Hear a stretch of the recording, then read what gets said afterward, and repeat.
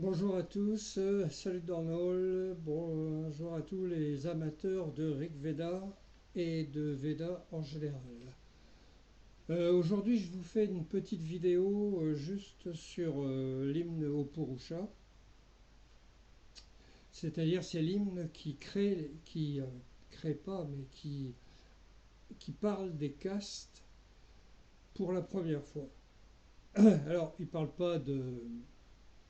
on parle pas des jatis, hein, parce que sous le mot caste, on a mis deux trucs en même temps.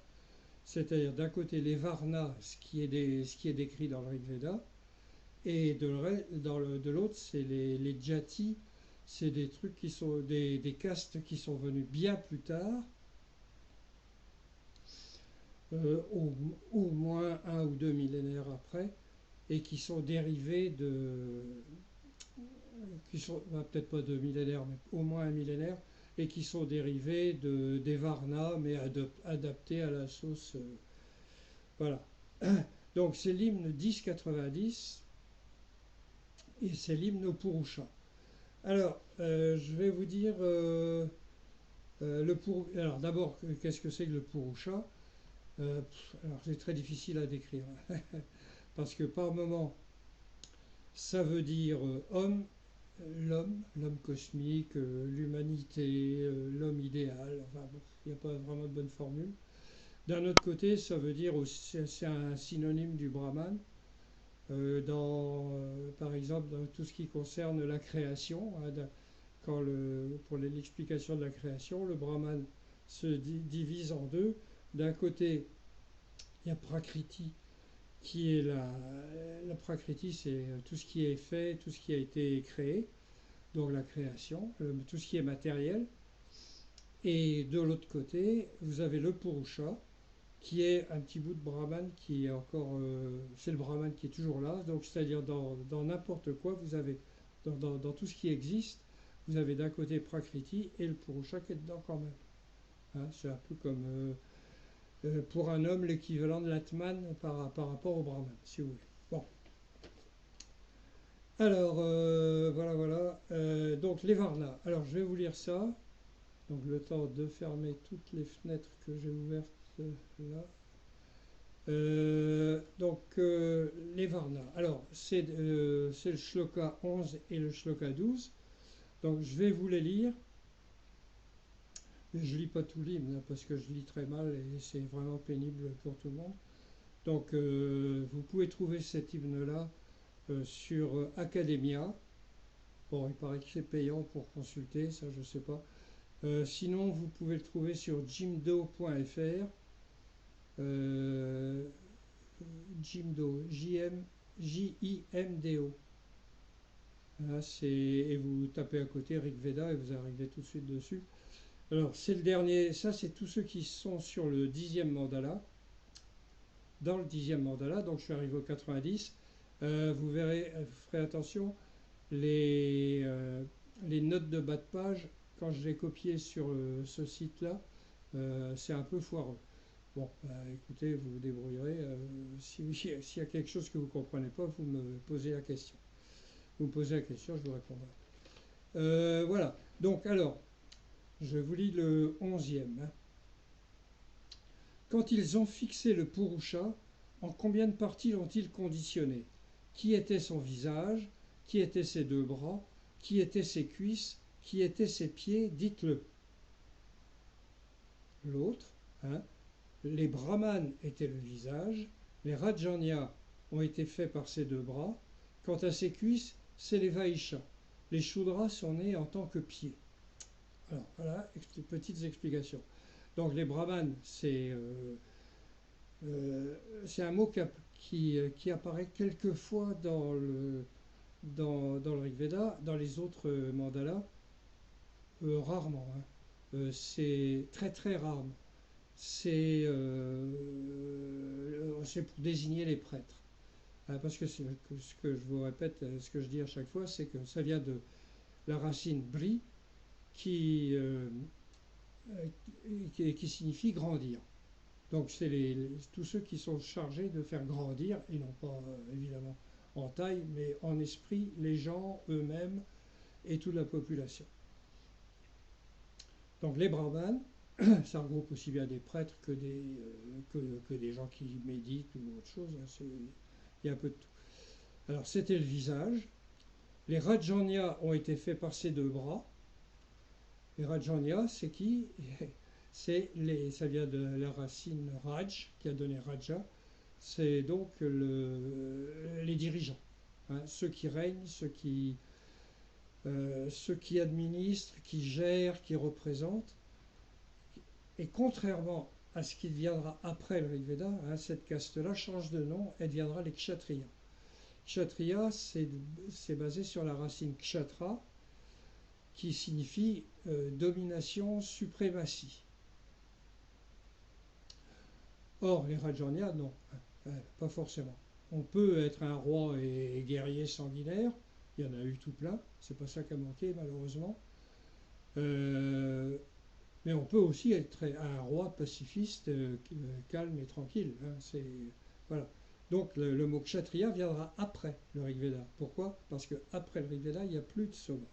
Et là, on va revenir là-dessus. Donc, quant à ces cuisses, c'était les Vaishas.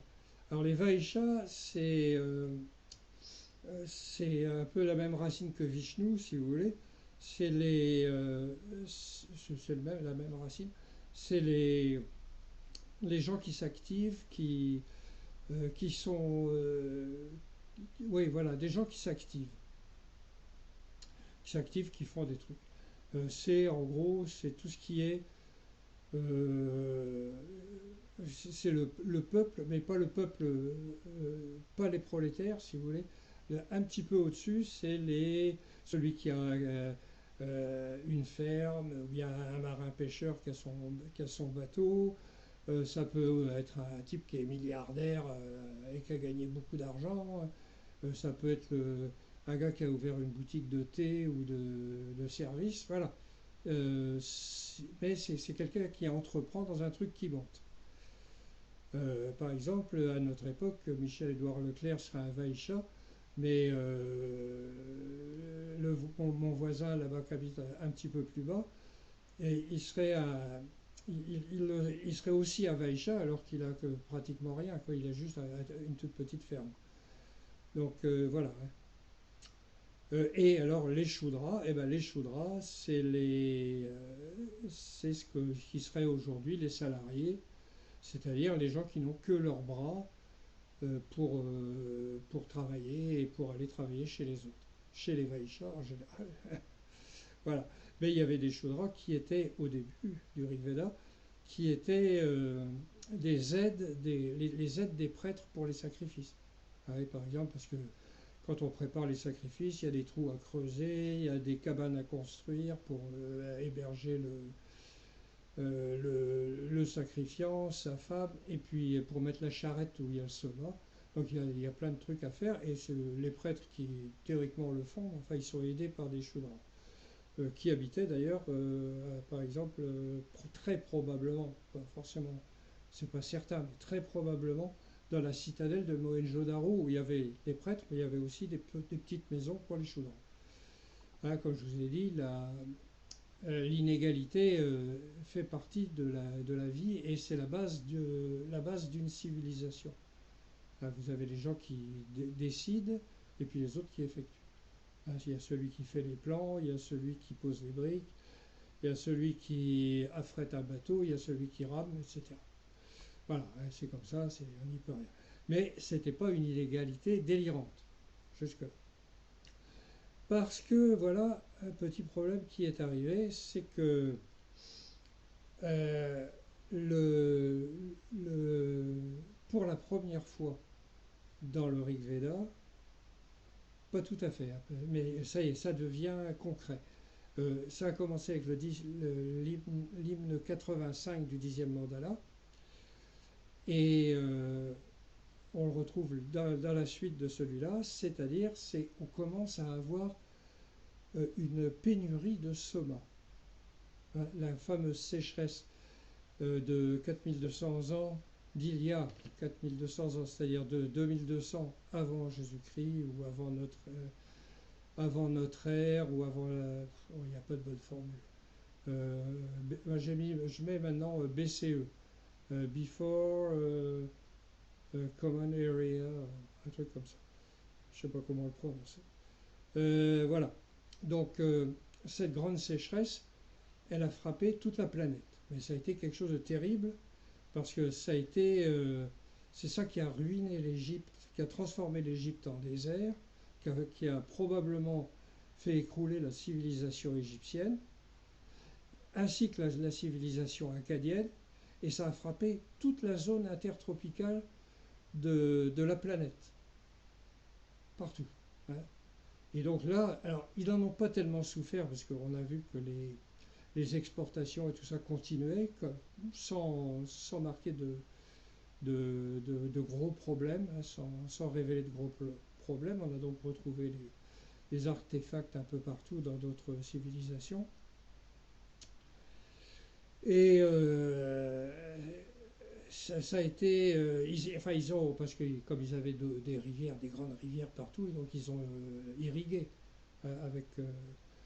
En détournant une partie de la rivière, enfin, un petit peu, hein, juste pour irriguer. Et voilà, ils ont réussi à passer ça, mais néanmoins, il ne pleuvait pas. Et quand il ne pleut pas, il n'y a pas de champignons. Et comme je vous dis, les champignons, c'est à 90% quasiment sûr que c'est des psilocybes. Et donc, que le soma était fait à partir des psilocybes qu'on écrase, on rajoute de l'eau, on écrase, etc., pour faire sortir le jus. Euh, si vous n'avez plus comment dire, de soma, euh, tous les effets bénéfiques du soma s'estompent avec le temps et surtout avec les générations. C'est-à-dire celui qui a déjà pratiqué les sacrifices et qui a bu le soma et qui sait ce que c'est, lui, ça va, parce que c'est ce que je dis, normalement, une fois, ça suffit. Les sacrifices. Oui, les sacrifices. Vous buvez le soma, et si c'est bien fait, une fois, ça suffit. Ça suffit pour vous faire comprendre la réalité du monde.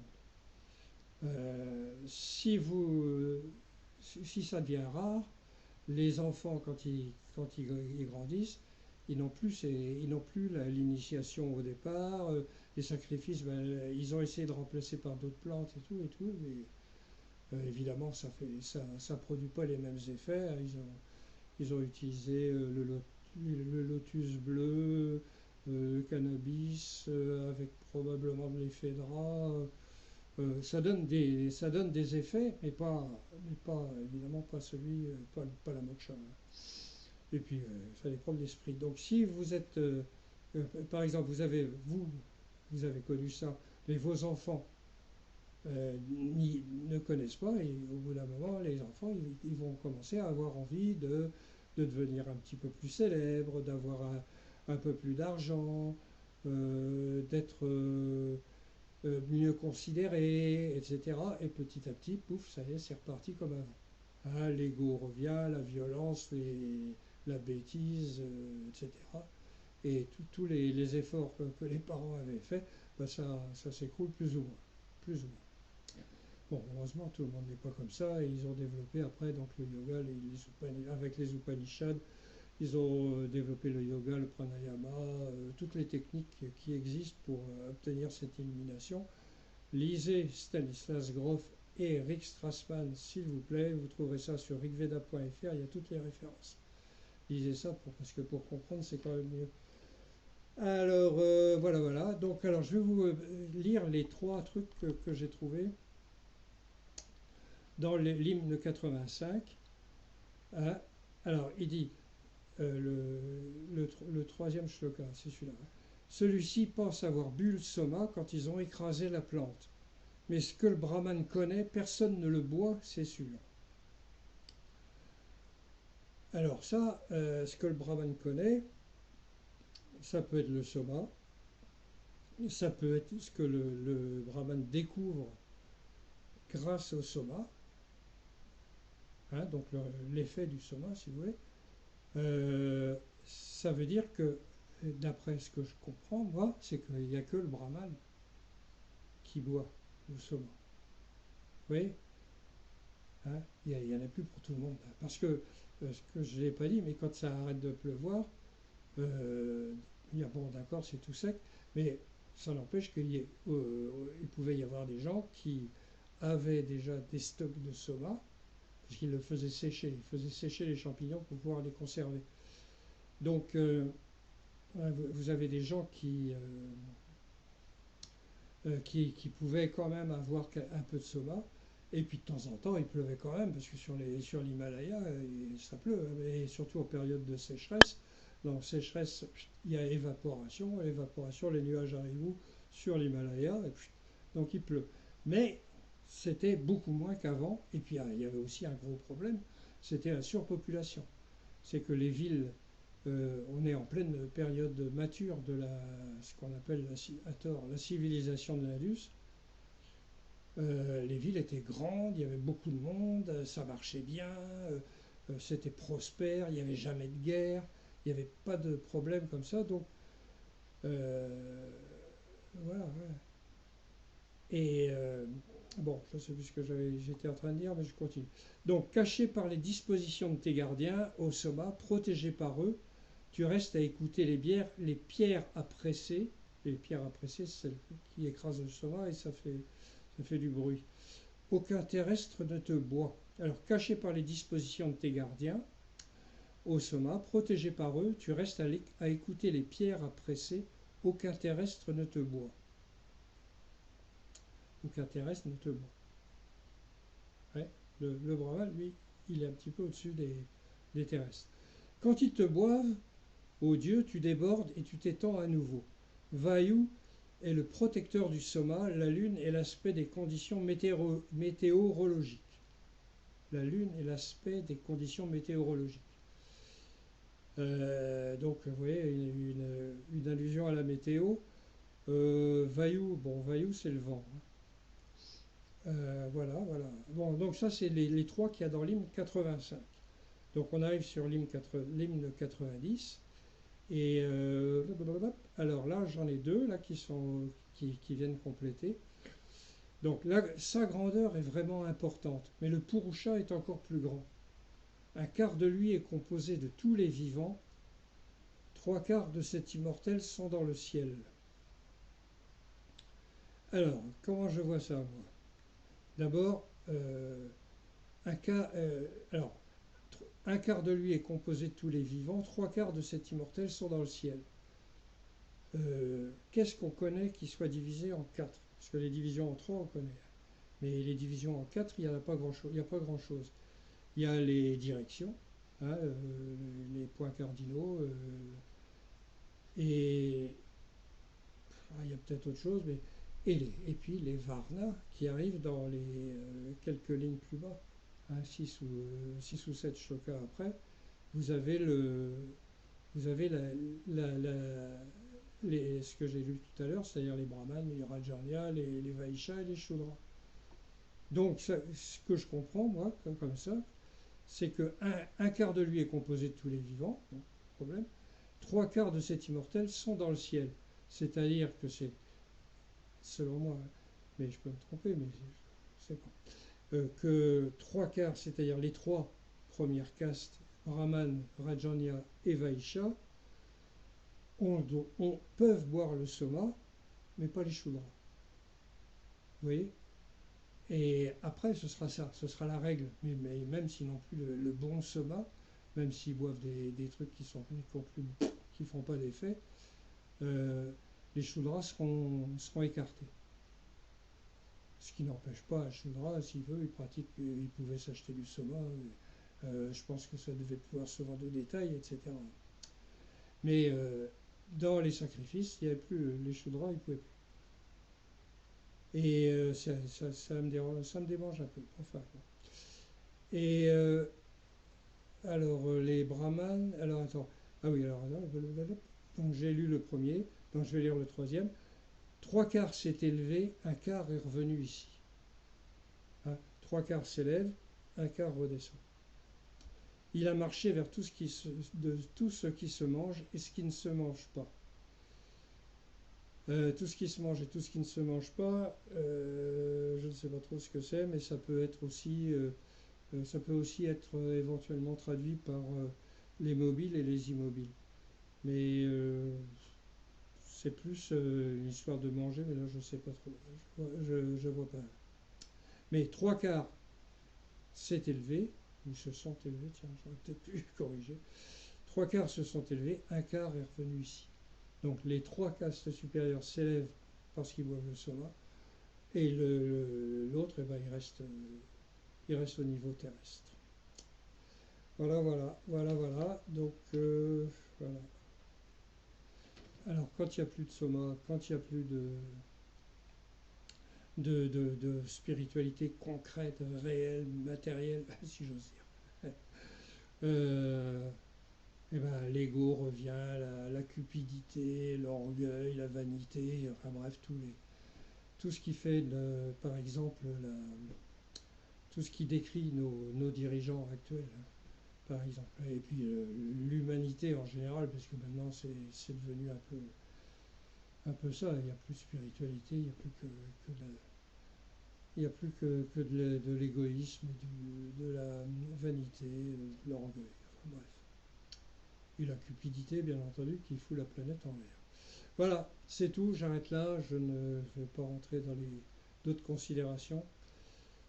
Euh, donc, ça me confirme bien donc que le soma a manqué. On est pas loin de la fin de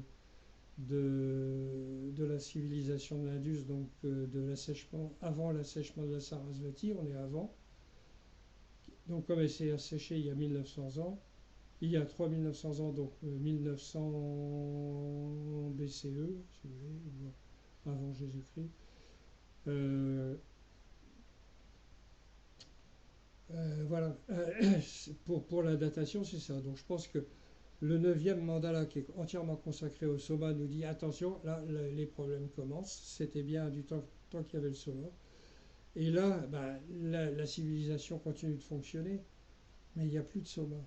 Et donc les gens, petit à petit, puis en plus, la sécheresse, ça n'arrange rien.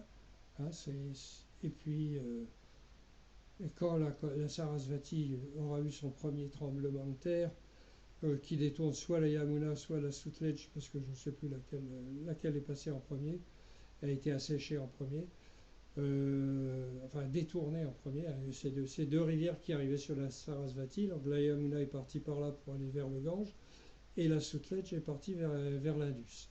Donc la Sarasvati s'est asséchée en plus. Voilà. Donc on peut situer ça à peu près entre 4200 et 3900 ans. Le dixième mandala. Voilà, c'est tout. Salut Dornol. Ah oui, un truc. Si vous voulez avoir les textes des 9 premiers mandalas, allez sur rigveda.fr. Vous les avez en français et en anglais. C'est pas la version définitive parce que il y a tellement de trucs à faire et des corrections et tout ça. Donc mais si vous voulez. Bon.